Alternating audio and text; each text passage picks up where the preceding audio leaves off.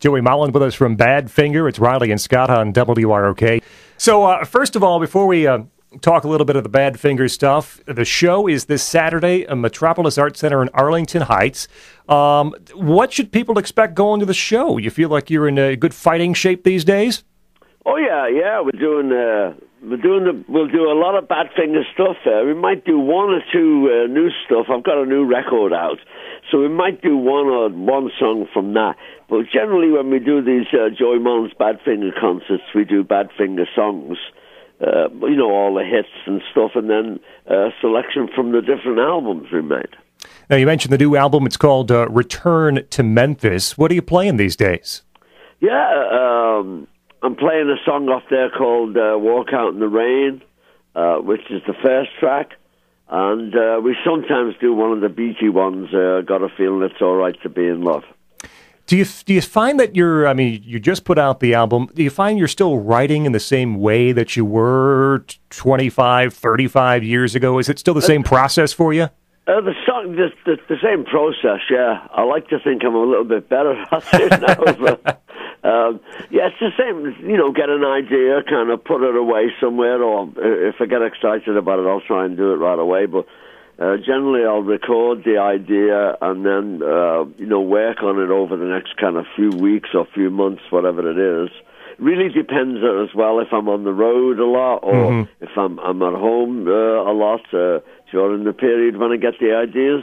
And then I'm fortunate that I live in Minneapolis and got a lot of friends live here over the years. And generally a few of us will go in the studio, make some kind of demo of it, Yeah. And that's how we've got... or I'll make a demo at home here, whatever. But that's generally the approach. Joey Molland with us here on the show. Joey Molland's Badfinger playing Metropolis Arts Center, Arlington Heights. MetropolisArts.com is the website for tickets. Saturday, 7 p.m., right down I-90 from where we're at. All right, let's get back. I'm a huge Badfinger fan. The story of the band, the hardest luck, hard luck story in all of rock. But let's start way back at the beginning, because you came into the band after Come and Get It, right? But before the No Dice Straight Up success. So how did you get into the band? Yeah, right after they recorded Come and Get It, the bass player was fired. And no, that's the truth of that. The bass player was fired, and they started to look for a bass player.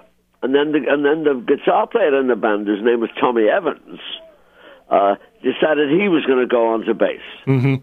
So they started to look for a guitar player. And, I was maybe the 24th, 25th guy that came along, suggested to them, and I went down and auditioned, and they gave me the job. And then Come and Get It came out. And my name's on the album and everything. So I was there when the record came out, but I wasn't there when that particular record was made. Of course, I played on all the others. Yeah. But that's how I got in the band. So Come and Get It becomes a big smash. It was a Paul McCartney written song. He picked out Tom Evans. You're the guy that's going to sing the song, apparently. And a lot of people said, you guys, Badfinger, that's the next Beatles. You're even on the Apple record label, too, the Beatles record label. Did you feel the pressure as you're going in to record No Dice and the next albums? People saying, you're the next Beatles, let's go. Well, we never thought of it like that. This was our album. And we were happy to be going in and excited to be going in the studios. They let us go in Abbey Road and stuff. Mm-hmm. So it was a great treat for us. And we never really thought of ourselves like that. So we were okay with it. Maybe if we would have started thinking of ourselves like that, then it might have made a difference. But, we were big Beatle fans ourselves, like everybody else in those days. So, yeah. We just took it with a bit of a pinch of salt. After a while, it got a little bit tiresome. Sure. And people expected, John to show up or George, maybe Paul would come and play a bit of bass. A lot of people actually thought it was the Beatles playing under different names. So, what do you do about that? There was nothing we could do. Tommy and I were from Liverpool.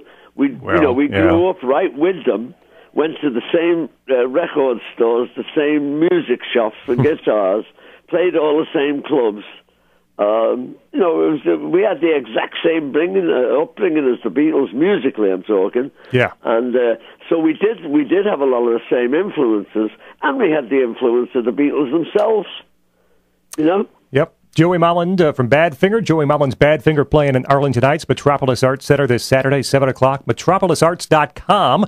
You can catch up Joey's stuff. Original Badfingers, the Facebook page, badfingersite.com, too. You can find information there. One way, you guys were like the Beatles, and I don't know if people realize this, all four members, Pete Ham, Tom Evans, Mike Gibbons, and you, were songwriters. I mean, everyone contributed to the songwriting process on those classic albums. Yeah, we did. That was through our manager, Bill Collins. He really encouraged the songwriting aspect of the band, and it's one of the reasons I think they got me in the band and myself, because I'd already been in a couple of bands where I had written material. But yeah, that was what we did. When we weren't doing gigs, we were writing songs and making demos and doing all that stuff, Now, the three, I think all of them hit the top 10 during that time period, early 70s, from No Dice, from Straight Up, No Matter What, Baby Blue, Day After Day. That's right, yeah. All hits for Badfinger. Did you have the feeling those would be successful as you were recording them? I'm sure sometimes you get the idea, man, that's going to sound great on the radio. Those songs really stand out to you? Baby Blue was like that. I felt really good about Baby Blue. No matter what, they weren't even going to release it. I'm telling you, they were not going to release it. So nobody was sure about that. And Day After Day, of course, by that time we'd had like 3 big hits. Mm-hmm. And so Day After Day sounded so good, that sounded like a record, and George Harrison produced it and all that stuff. So we had a good feeling about that one too, yeah. But for myself, who knows? I don't know what a hit record is. I know what I like. You know what I mean? Like the first time he had Every Breath You Take, the Police song. Sure. I thought, oh man, that's just plain not fair. You know what I mean? There's great songs, but yeah, we were lucky. I always thought we were really lucky. It's great that Pete wrote those songs for us. Yeah, Joey Molland with us from Badfinger. Pete wrote those songs and sang those songs too. Yeah, but I don't know if people realize how much you wrote for the band. You wrote a bunch of songs on Straight Up. I love I Die Babe, Suitcase are great songs. And you wrote like at least half the songs on Ass, right? And so at some point, you were, not that you were an integral member, but you were really cranking out some of the songs on the albums, and you're somewhat overshadowed by Pete and Tom, I think, in some people's minds. Is that a little frustrating to you?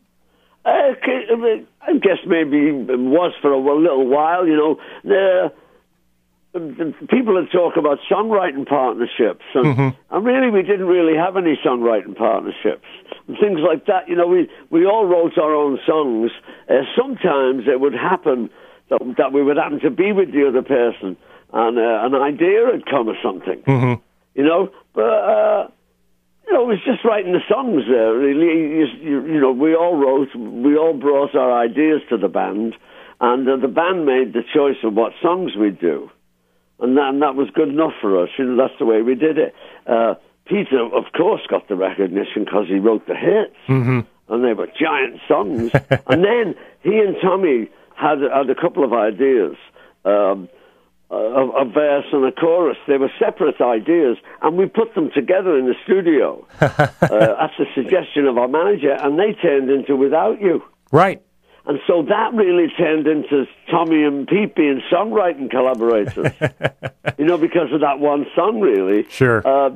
But, you're right, you do your stuff and you do your work, just like you do, where you work. You know what I mean? You put your 2 cents in, and that's all good. Joey Molland with us from Badfinger. It's Riley and Scott on WROK. He's playing with Joey Molland's Badfinger Saturday, 7 o'clock, at the Metropolis Arts Center in Arlington Heights. So here we talk a little bit about the bad stuff, and man, oh man, the most snake-bitten band perhaps in rock history.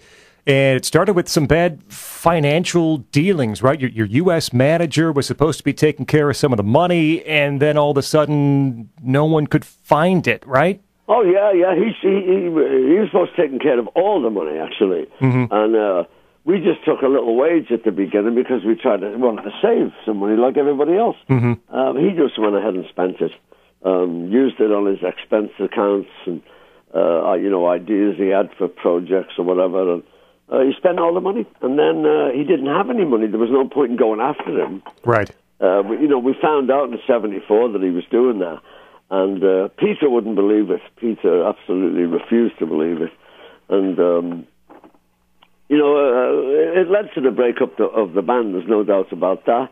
It was a nightmare. We just happened to get involved, like a lot of other rock bands,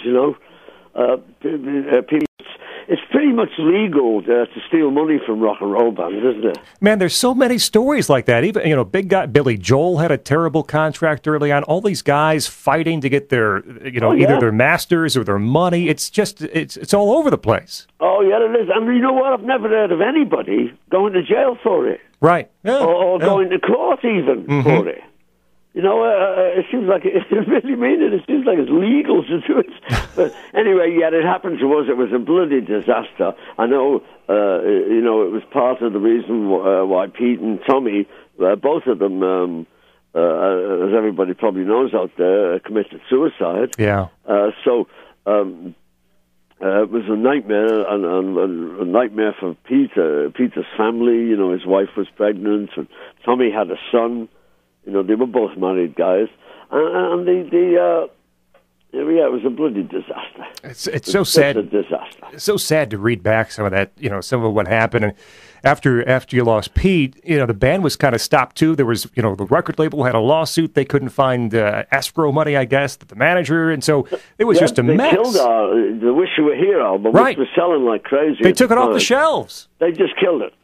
Took it off the shelves, and that was the end of it. And froze all the Badfinger records. And then Apple went into a lawsuit, their own lawsuit with EMI, and that froze all the Apple records.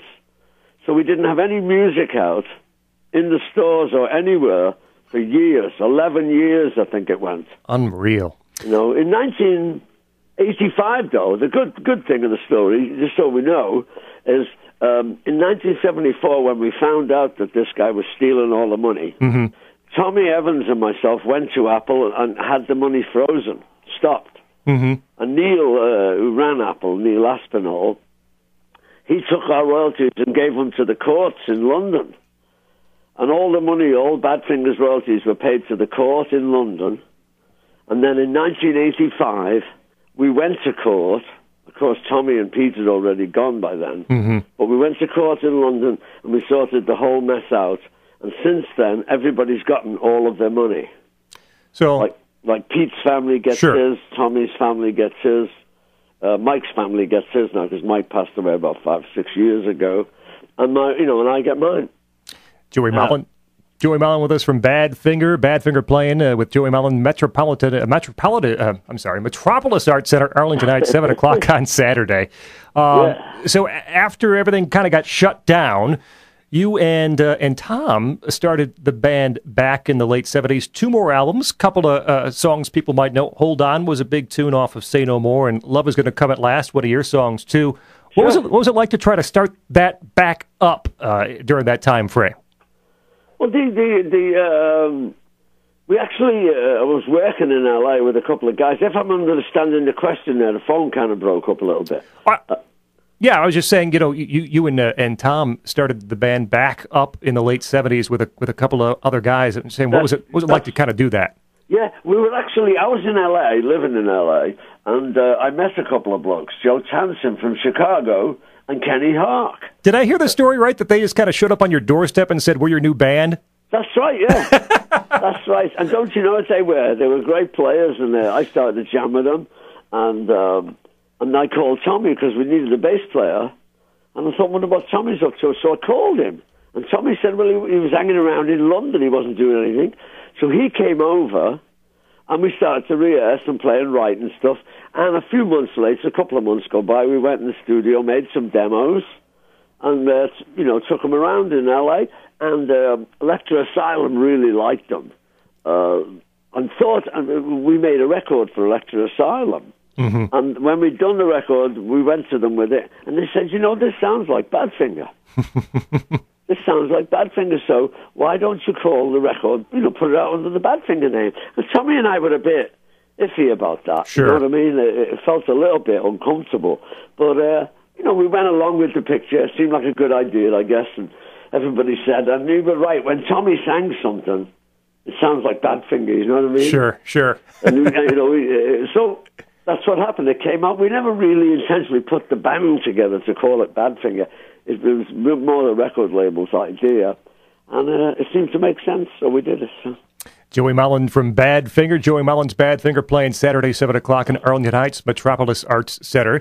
Now, people who are fans of Breaking Bad, I would hope they knew about Badfinger before the finale, but maybe there are some people who just heard Baby Blue in the finale of Breaking Bad and said, that band's got a good sound. Are you finding new fans, people who are just being introduced to Badfinger these days?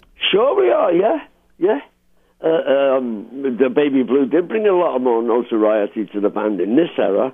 So yeah, it's been great. We've been, we've been having more and more sellouts at gigs, just stuff like that. It's been really good. Now, you've been carrying the Badfinger banner for a while, the last surviving member of that era of the band. Do you still have desires, wishes, things you wish to accomplish in the industry? Well, yeah, I would like to have a big hit song of my own. I've had some kind of minor hits, but I've never had a real giant hit. So I would like to write a big hit song. I don't know, not really. I've done a lot of things. I've played with a lot of people, and I've been really fortunate, lucky. We always thought about it as being, there are a million guitar players and a million singers, even a million songwriters, and they're tucked away in these places. We happen to get breaks, lucky breaks, sure. And then we worked hard. We worked as hard as we could at it and put ourselves right in it. And we were lucky enough to have the success and gain the notoriety that we have. I've been able to make a career out of it and live my entire life. Sure. As a musician, I just started to play because I love to play. Who thinks about making a job, getting a job as a musician? It just doesn't occur. So it's been fantastic.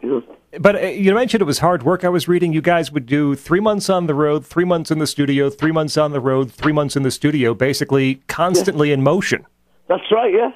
Yeah, we worked hard on the tours. We do 60 gigs in 90 days when we went on the road.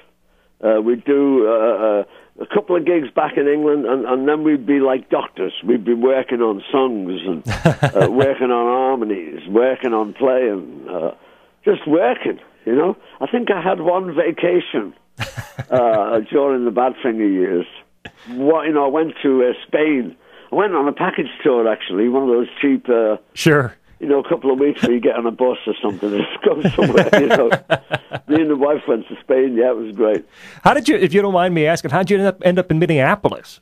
My wife, Kathy, I met my wife, Kathy, here in 1970. Mm-hmm. It was one of the first gigs we did in America, and we had a few days off, and I met my wife here, so we were together then until she passed away in 2009. But we ended up, Kathy was from Minneapolis. We had a couple of kids when we were living in L.A., Joe and Sean, my two sons, our two sons.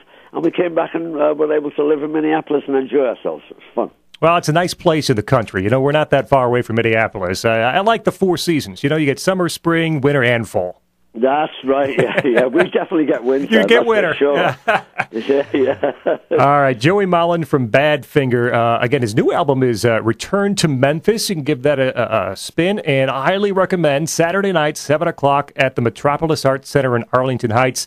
Joey Molland's Badfinger at 7 o'clock. You can find ticket information at metropolisarts.com. More on Joey and Badfinger at the original Badfinger Facebook page, badfingersite.com. Anywhere else you recommend people check out? No. Okay, just those places. Actually, my new my record label Gonzo has just re-released two of my other records as well. One's called This Way Up, and one's called Demos Old and New. Great, outstanding. Joey Molland from Badfinger. Thanks so much for your time today. I really appreciate it. Big fan, and look forward to the show on Saturday. Well, thank you, Scott, and I look forward to seeing you there.